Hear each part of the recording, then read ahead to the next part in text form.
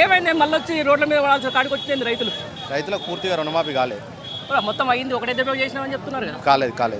సగం మంది రైతులకు కాలేదు. అందరికి అయిందనే చెప్తున్నారు. రేషన్ కార్డు లేదని చెప్పి ఐటీ ఇన్కమ్ ట్యాక్స్ కడుతున్నారు అని చెప్పి చిన్న రైతులు ఐటీ కూడా కట్టుకుంటారు కదా. మామూలుగా ఇల్లు లోన్ కోసం దానికోసం కట్టుకుంటే దాన్ని కూడా పరిగణనలో తీసుకొని రుణమాఫీ కాలేదని చెప్పి చాలా మంది రైతులు అభిప్రాయం.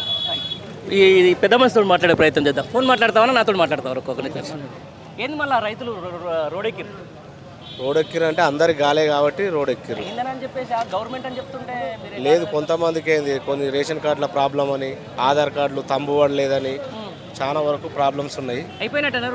నాకు 2 లక్షల పైన ఉంది. ఆ 2 లక్షల పైన ఉంటే 2 లక్షల రుణమాఫీ చేస్తే పైన ఉన్నది నేనే కట్టుకుంటా కదా. అది లేకుండా ఒక సిస్టమ్ పెట్టేసి చెప్తున్నారు. బ్యాంకు వాళ్ళు ఏమో మిత్తి కట్టాలి, అవన్నీ మిత్తి కడితేనే ఇది అవుతుంది, మీదున్న పైసలు కడితేనే మీకు మాఫీ అవుతుంది అని చెప్తున్నారు వాళ్ళు. ఇప్పుడు కాంగ్రెస్ కార్యకర్తలకే అవుతుంది మీకు అయితే అని చెప్పేసి ఒక ఆయన అంటూ ఉండదు. బీఆర్ఎస్ కార్యకర్తలు కాబట్టి మాకు చేస్తలేరని చెప్పేసి నిజమేనా? అది ఎంతవరకు నిజమో మనకు తెలియదు కానీ చాలా వరకు అయితే కాలేదు. ఊర్లల్లో ఒక 100 మందిలో మాది అమ్మనపోలే గ్రామం, కాదు మాది మూటకొండూరు మండలం, ఆలేరు నియోజకవర్గం వస్తుంది. రైట్.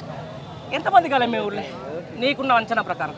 మా ఊళ్ళో ఒక 100 మంది ఉంటే ఒక 45 మందికే అయింది, మిగతా మందికి కాలేదు. అంటే దాదాపు 50% కూడా అంటే అది కూడా కాలేదు, పూర్తిగా కాలేదు. వాళ్ళకు కూడా వచ్చి మీకు అయ్యిందని చెప్తారు, సిగ్నేచర్ తీసుకున్నారు. అది మొత్తం వరకు కాలేదు. దాన్ని కూడా ఇక రాజకీయమే చేస్తున్నారు. అంతేనా? ఏమైంది మరి పెద్ద మనిషి మళ్ళీ ఏంది ధర్నా ఏంది, రాస్తారోకి ఏంది, కథ ఏంది, కార్ఖాన ఏంది? అన్న నా పేరు మామిడాల అంజయ్య. నేను కొలన్పాక ఆలేరు మండలం మాది. నేను ఒక 15 ఎకరాలు నాటు పెట్టిన. 1999లో ఉమ్మడి నల్గొండ జిల్లాలో ఉత్తమ రైతు నేను. అప్పటి ఎలిమినేటి మాధవరెడ్డి గారి చేతుల మీద, నీలం సాహని కలెక్టర్ గారి చేతుల మీద ఉత్తమ అవార్డు తీసుకున్నా. కేసీఆర్ గారి ప్రభుత్వం ఉన్నప్పుడు ప్రతి సంవత్సరంలో జూన్ మాసంలో నవంబర్ 2 మాసాలలో రైతు బంధు కింద ఎకరానికి 5,000 రూపాయలు పడేది. ఇలా రైతు బంధును కాస్త రైతు భరోసాగా మార్చిండు. ₹1 పడలేదు. 7,500 ఏ ఒక్క రైతు, మీరు ఇక్కడే కాదు, ఏ ఒక్క రైతు కూడా 7,500 కాదు 5,000 రుణమాఫీ అని చెప్పిండు. రుణమాఫీ చెప్పింది ఆశా వర్కర్లని, అంగన్వాడీ టీచర్లని, చిన్న ఉద్యోగాలు ఉన్నాయని, ఐటీ కడుతున్న వాళ్ళని చెప్పేసి ఎవరికి ఇవ్వకుండా మా కొలనుపాక గ్రామంలో 1,450 మంది సుమారు వివిధ బ్యాంకులలో రైతులు రుణాలు తీసుకునే వాళ్ళు ఉన్నారు. అందులో ఇప్పటికి 320 మందికి మాత్రమే మాఫీ అయింది. ఇంకా 1,100 పైచిలుగు మందికి ఎవరికి మాఫీ కాలేదు. ఒక కుటుంబాన్ని యూనిట్ అని చెప్పేసి ఎన్నికల ముందు చెప్పలేదు. ఇప్పుడు ఒక కుటుంబాన్ని యూనిట్ అని, రేషన్ కార్డు యూనిట్ అని రకరకాల కొర్రీలు పెట్టి ఏ రకంగా తీసేయాలనే, ఎగ్గొట్టాలనే ప్రభుత్వం ఒక నిరంకుశ ఆలోచన విధానం చేస్తుంది. రైతులందరూ దీన్ని ఏమి వదిలిపెట్టారు.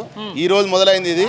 మొత్తం 2 లక్షల రుణమాఫీ అయ్యేంత వరకు ప్రభుత్వ సర్కారు మెడలు వంచేంత వరకు పోరాటం మాత్రం కొనసాగిస్తుంది. మీరు ఒక ఆదర్శ రైతు అంటున్నారు. ఎలిమినేటి మాధవరెడ్డి కాలంలో ఉన్నప్పుడే మీరు అవార్డు ఇస్తున్నారు. ఎట్లా ఉండే 10 ఏళ్ల కాలంలో ఎట్లా ఉండే, ఇప్పుడు ఎట్లా అయింది?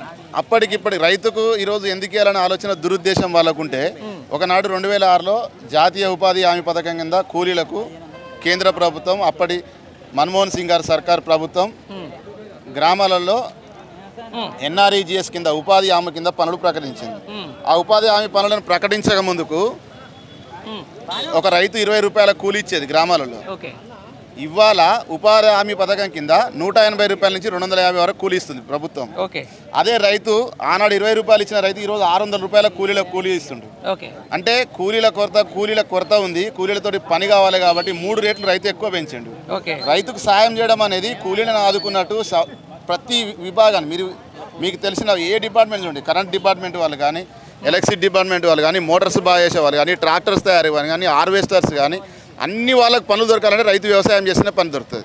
ఫర్టిలైజర్ షాప్ నడవాలన్నా, ఇత్తన ఉత్పత్తి తయారు కావాలన్నా, తినేవాడికి తిండి దొరకాలన్నా, మేమెందుకు వ్యవసాయం చేస్తున్నాం నష్టపోతున్నామంటే, సిగరెట్ తాగేవాడు ఆరోగ్యానికి హానికరం అని తెలిసినా సిగరెట్ తాగక ఊకోడు.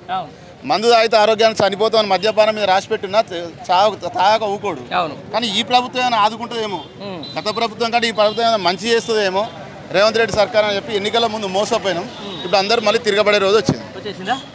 రైట్. మొత్తానికి ఇది ఏదైతే బీఆర్ఎస్ పార్టీ పిలుపు ఇచ్చినటువంటి రైతు నిరసన దీక్షకు సంబంధించి ఈరోజు ఆలేరు నియోజకవర్గంలో ఉన్నటువంటి రైతులు చెప్తున్నటువంటి పరిస్థితి. మొత్తానికి 2 లక్షల రుణమాఫీ ఏకకాలంలో చేసినాం, మొత్తం ఎక్కడిదక్కడ కంప్లీట్ చేసినామని చెప్పేసి ఈరోజు అసెంబ్లీలలో పార్లమెంట్లో గప్పాలు కొట్టుకుంటున్నటువంటి ఈ కాంగ్రెస్ నేతలకు ఇది ఒకసారైనా కూడా ఖచ్చితంగా చూసుకోవాలి. నిజమైన ఆదర్శ రైతులు చెప్తా ఉన్నారు, వైపు మహిళా రైతులు చెప్తా ఉన్నారు, వైపు సన్నకారు రైతులు చెప్తా ఉన్నారు. వీళ్ళందరికీ సంబంధించి నేను అసలు రుణమాఫీ మాకు జరగలేదు, 1.25 లక్ష కొర్రీలతో ఈరోజు రుణమాఫీని కంప్లీట్ చేసి ఈరోజు మేము రుణమాఫీ చేసినామని చెప్పేసి చెప్తున్నటువంటి ఈ కాంగ్రెస్ ప్రభుత్వానికి ప్రజాక్షేత్రంలో ఖచ్చితంగా బుద్ధి చెప్తాం.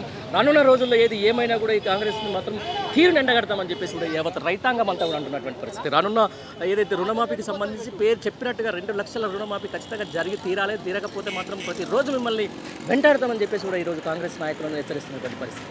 కెమెరా పర్సన్ కళ్యాణ్తో కలిసి పండరి, ఆలేరు నుంచి. Thank you.